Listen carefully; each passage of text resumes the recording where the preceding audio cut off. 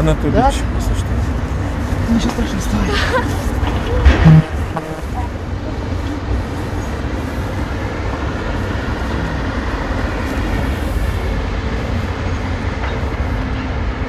Мы находимся в городе Якутске на проспекте Ленина, где началась реконструкция этого проспекта.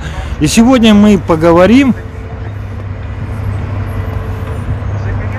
с Андреем Высоких. Андрей, здравствуйте. Это председатель Общественной палаты города Якутска, я правильно говорю? Да. А вообще, недавно состоялось одно из интересных заседаний, да? И мы, наверное, здесь находимся не просто так. Вы что-то хотите рассказать нам? Ну, на самом деле, что такое Якутск для многих, да? Это старше Санкт-Петербурга. На будущий год нам будет 390 лет. Если Киев можно называть матерью городов русских, то Якутск может по праву считаться отцом городов дальневосточных. То есть через Якутск было открыто практически весь северо-восток России. Это и Магадан, Чукотка, Камчатка, Хабаровский край, Приморье, Аляска. Все это было благодаря, то есть открыто было через Якутск. На самом деле он просто маленечко такой забытый, никому почти не нужный город, кроме нас самих горожан. Поэтому мы за него болеем и хотим, чтобы этот город был все-таки как-то соответствовал тому, что мы хотим видеть. И вот в этом году началась большая реконструкция проспекта имени Ленина. Это бывшая улица Большая. То есть от фасада до фасада через сам асфальт, проезжая часть, тротуары и все, будем говорить, насаждения должны быть приведены, но в какой-то другой вид, который в современном городе более приемлем, чем сегодня. То есть у нас очень много вот этих ограждений, которые на самом деле не несут никакой функциональной обязанности. Но когда-то они были спроектированы, поставлены, и на наш взгляд это должно быть убрано. Ну вот, то есть, поскольку у нас здесь Якутск, опять же, в Якутске это родина мерзлоты. Почему? Потому что вот буквально 300 метров отсюда находится шахта Шульгина, благодаря которой, в общем-то, весь мир узнал, что есть такое понятие, как вечная мерзлота. То есть там 10 лет наш купец копал, и потом попросила президиум Академии наук Санкт-Петербурга, чтобы он копал дальше, вставлял градусники. Вот когда он докопал до 106 метров в глубину, тогда вот была как раз было посланы все результаты в Санкт-Петербург, была научная статья, и весь мир узнал, что существует такое понятие вечная мерзлота. И у нас был создан институт мерзлотоведения. Вообще наука геокриология родилась после вот этой шахты Шульгина. Так вот, прежде чем строить новые дороги, мы должны снять вот этот старый асфальт, потом положить типа непропускающие материалы, но раньше это в 3 наката клались деревья. Тут не видно, мы не дошли до них, да? И потом будет засыпаться уже новый насыпной грунт, трамбоваться, и потом будет все это асфальтироваться. То есть у нас город Якутск очень уникальный. Единственное место в мире, где температура между плюсом и минусом официально зарегистрирована больше 100 градусов. Минус 67, плюс 42. Так что вот мы здесь не просто живем, мы еще пытаемся размножаться. Ну, у вас такой юмор интересный. А вот хотел сказать, а чем вот эта улица Большая для города Якутска важна? Зачем ее реконструировать? Может, проще новые микрорайоны или улицу построить? Ну, как, честно говоря, и делают во многих местах. Ну да, но если бы мы жили в Японии, у нас было гораздо больше места. Мы ведь живем в Якутии, у нас всего по 3 квадратных километра на человека, поэтому у нас просто нет земли построить новый город. И поэтому мы делаем старые, реконструируем старые, да? Да, ну просто вот смотрите, вот Тальник, да, это вот такое у нас по всему городу растут такие вот. То есть вот это надо все убрать по-хорошему. Вот за оградой растет красивая ель. Вот ели оставим, а вот это уберем. Посадим какие-то симпатичные растения, которые сегодня ранированы. Если мы там 30-40, мы всю жизнь говорим, сколько я здесь живу, о том, что у нас не хватает зелени, озеленения. И сегодня вот стал вопрос о том, чтобы все-таки назначить, то есть ввести такую должность в городе, как главный садовник. Может быть, это режет ухо, да, на севере делать садовника, но тем не менее это нужна должность, и мы бы хотели, чтобы это был научный человек с научным подходом, да, правильно. И сегодня, как ни странно, в Якутске растет яблоня, растет сирень, это у меня на даче растет, то есть на многих наших дачах это все растет. А вот в городе почему-то мы это не можем выращивать, потому что у нас принцип один. Каждую осень посадить 10 тысяч деревьев. Но то, что на будущий год 9090 или 900 умрет, ну это как бы, на будущий год опять 10 тысяч посадим. К сожалению, нет порядка, нет контроля за правильного подхода к этому, что нужно не просто садить. Не знаю, надо кого-то другого сажать, а деревья надо действительно вот садить, наверное. То есть нужна научный подход, нужна правильная подготовка почвосмеси для каждого растения. Тогда это будет действительно выращиваться. А вообще вот здесь, вот по реконструкции данного проспекта, вы же участвовали, да, ознакомливались с ним? Здесь что-то будет такое в плане озеленения? Я вот не Ну понял. вот как раз план озеленения, по-моему, он никак не согласовывался с научной точки зрения. То есть мы просто взяли, опять же, ребята, которые делают проект, сказали, елки-палки, елки, там что-то должно зеленеть, и все. И вот эти кругом эти 5 оградки. Вот если мы перейдем дорогу, вот сейчас ее, видите, реконструируется. Вот это вот сквер Крафта. Это наш губернатор последний, дореволюционный, имею в виду, губернатор до советской власти. Может, пойдем покажете? Да. Чем он знаменит, то что он практически на этом месте как раз и создал первый сквер в Якутске. Но, А это пример бесхозяйственности. Вот смотрите, вот вижу, да, вот недавно же здесь новый асфальт клали. Или когда как недавно? правильно ложили. А теперь мы его долбим, не? Нормально? Нет, но если делается реконструкция улицы, то есть А. когда делается ремонт, меняется просто асфальтовое покрытие. Когда делается реконструкция, то должно быть, соответственно, правильно должны быть тротуары, правильная проезжая часть с покатом, да, то есть должна вода... И независимости, новый здесь асфальт или Не, старый? но он уже не новый, все равно. Согласитесь с тем, что если мы взяли за эту большую работу, пойдем там. Ага. Нет, пойдемте лучше к памятнику, вот как раз Крафта. Ведь мало кто знает, что... Ну, это может мое мнение. А вот, кстати, посмотрите, вот Ага. там зачехленные здания такими синими. Очень интересно, на самом деле, когда ему более 300 лет. Это первый каменный храм на Дальнем Востоке. Первый каменный православный храм на Дальнем Востоке. Ему больше 300 лет. То есть раньше вот этот Троицкий собор, практически РПЦ от Тобольска, это была такая Тобольская губерния, от сегодняшней Тюмени, Тобольск, и до Аляски это была все такая вот большая Тобольская губерния. И вот после постройки этого храма весь Дальний Восток, Чукотка и Аляска подчинялись этому Троицкому собору. Имеется в виду православные. То есть, если сегодня Владивосток и Хабаровск командуют Дальним Востоком, то тогда командовал Якут. Да. Я правильно говорю? Да. И вот здесь вы хотели рассказать о Крафте, да? Да, то есть это самая историческая зона города. Ага. И здесь когда-то был Якутский острог. Кстати, он построен тоже. Нет, Якутский острог, который вот вы в башне были, да? Да. То есть башня, надвратная башня, это наружные, будем говорить, въездные ворота первой стены. То есть она такая, будем говорить, не мощная, не крепостная была. А за ней был Кремль якутский. То есть он построен был, опять же, не для защиты от набегов инородцев, как вот сегодня это говорят, или там местных.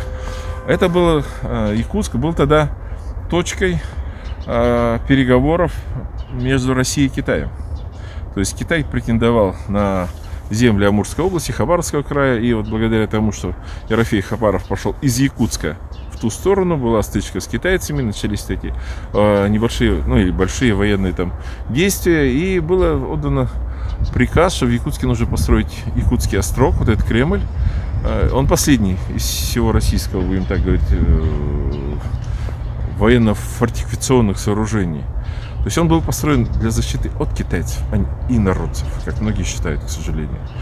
И это было вот как раз на этом месте. И к тому времени, когда он был построен, а он был очень мощно построен с крепостями, со стеной, по которой мы могли... То есть площадь дружбы города Якутска — это Да. территория последней крепости Дальнего Востока, так скажем, да? То есть к тому времени, когда острог был построен, в принципе, уже был заключен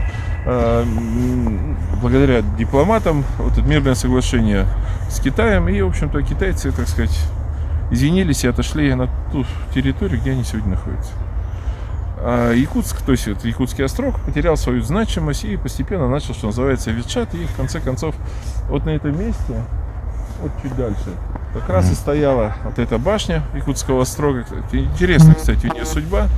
Опять же, наш губернатор Крафт, понимая, что это значимое для России сооружение, просил тогдашнего премьер-министра Столыпина о выделении денег для реконструкции и сохранения этой башни. Порядка 3000 рублей. Столыпин подал, так сказать, заявку, как сегодня можно, наверное, говорить, в Государственной Думе. Там было долгое рассмотрение, потом была создана комиссия. Здесь в Якутске в том числе был архитектор Лишевич, который построил нам воеводское казначейство, библиотеку Пушкина, здание областного суда. И, так сказать, комиссия, да, сказала, что это на самом деле ценный объект. И Госдума, выделив деньги для Якутской башни, Якутского острога, и на этом документе Николай II написал «посему быть». То есть, вот, казалось бы, да, где Якутск, где Николай II, а тем не менее, вот так было в истории. И мы сейчас этот документ пытаемся найти и сделать так, чтобы он был достоянием музея. То есть я правильно понимаю, это один из последних губернаторов, который командовал Дальним Востоком, если так говорить, нет? Не Дальним Востоком, тогда уже была и Иркутская губерния, и, по-моему, дальше прошло. Но вот благодаря Крафту вот у нас появилась и вот эта вот библиотека, у нас появилась телефонная станция, у нас появилась электростанция, появился как раз вот сегодняшний, будем так говорить, водоканал, то есть организованная подача воды с реки путем подвоза на гужевом транспорте. И вот смотрите, вокруг него какие страшно некрасивые деревья. Можно назвать, А Крафт в свое время как озеленение-то решал? Или тогда не... А вот на этом месте как раз и был сквер. Если вы посмотрите фотографии архивные, тут такие разбитые грядочки, тут елочки. То есть на самом деле это довольно-таки симпатичное место было. И фонтан был, кстати, первый в Якутске. Ну, вот такие были у нас люди. Был глава города Юшманов, тоже в 2020 году расстрелян без суда и следствия. Это делает история другая. Но если мы вернемся к нашему теме разговора, недавно была, так скажем, встреча с общественниками, да, и самая главная тема была это проблема озеленения города Якутска. И насколько я понимаю, там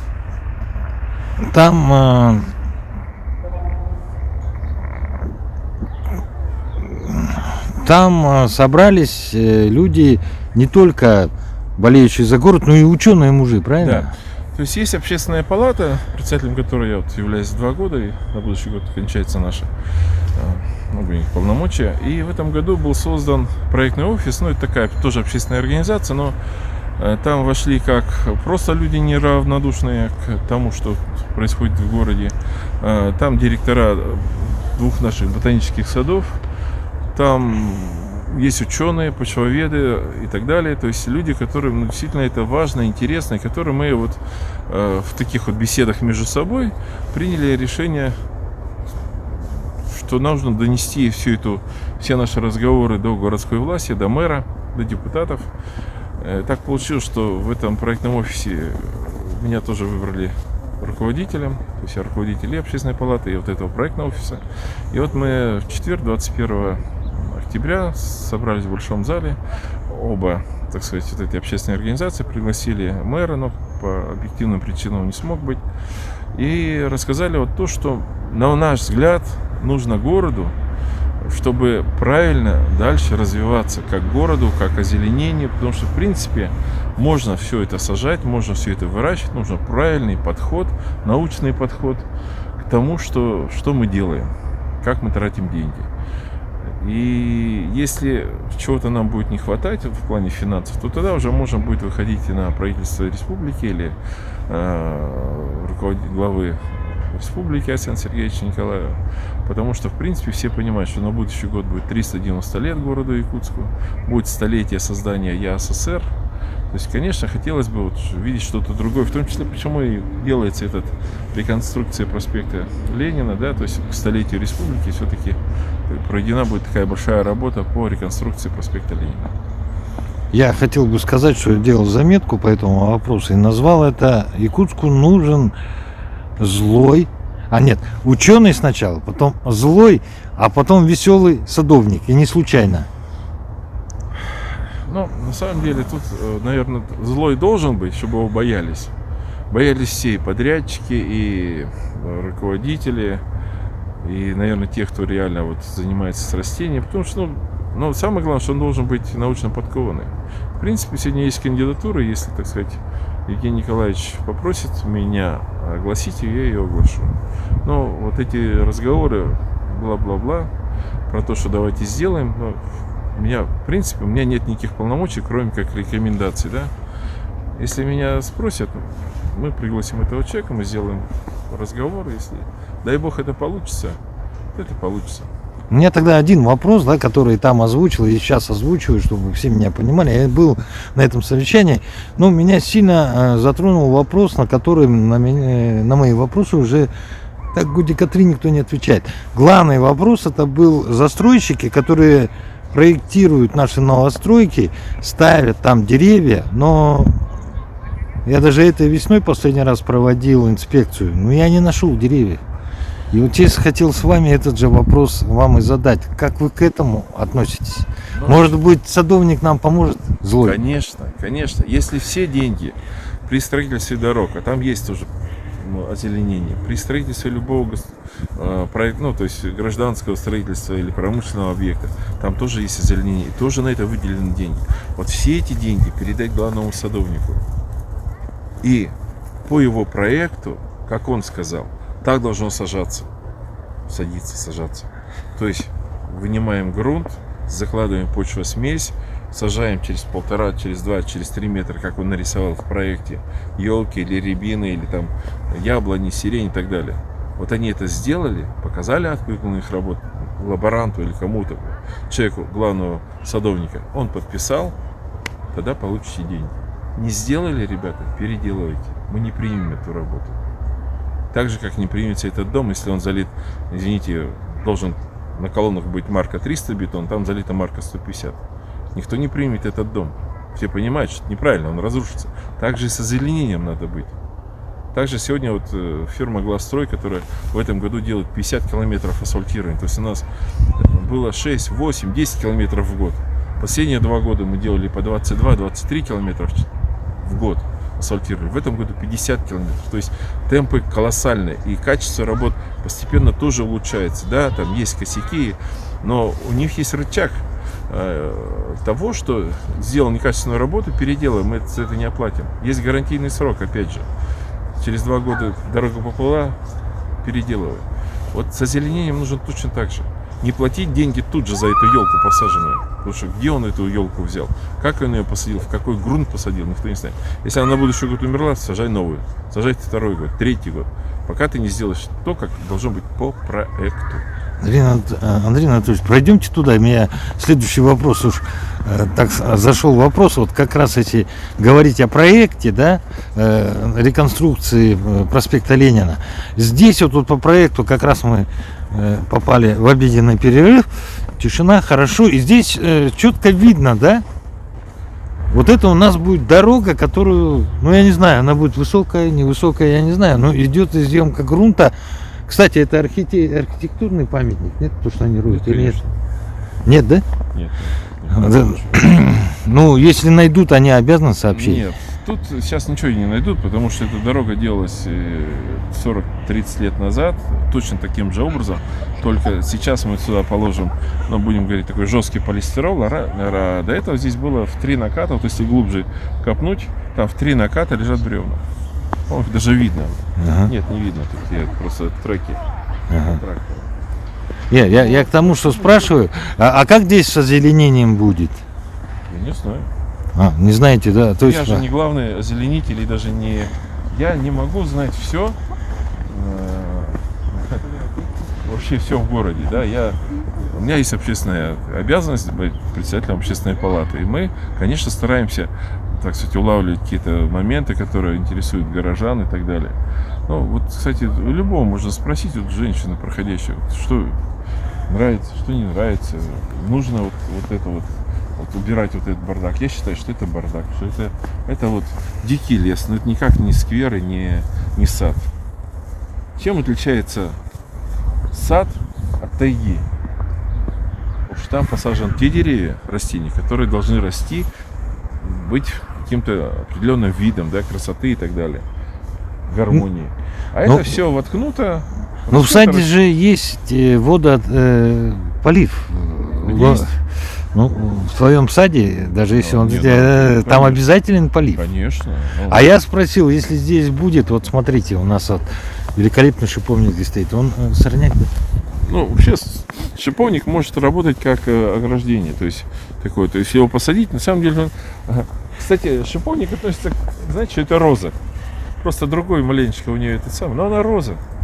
Цветет-то замечательно. Если он будет таким плотным расти, то есть очень красиво, я считаю, что... И он очень такой неприхотливый, и если он будет расти в городе, это будет очень замечательно. У нас в городе очень много раньше было боярышника. Просто вот заросли боярышника были вот по улице Бекетова, ну, просто с детства своего помню. Там, где у нас сегодня, будем так говорить, антенное поле, ипподром, это все было в боярышнике. Его сейчас нет. Он, видимо, реагирует очень четко на воздух, я не знаю. Ну, На климат, не? да, не знаю. Хотя климат стал гораздо теплее. Вот это видят все. Даже возьмите наш Зеленый Луг, да, который вот вдоль Чернышевского в правой стороне. Тальника раньше там вообще не было. То есть практически от дороги мы видели протоку. Сегодня там лес растет уже по 6-8 метров. Тальник вырос настолько, что... то есть вот, на мой взгляд, потеплело.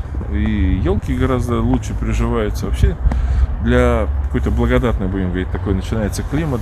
Поэтому нужно на этой волне подхватить и вот как раз сделать то озеленение, которое рекомендуют ученые сегодня. У них есть большой опыт. Просто их никто не спрашивает.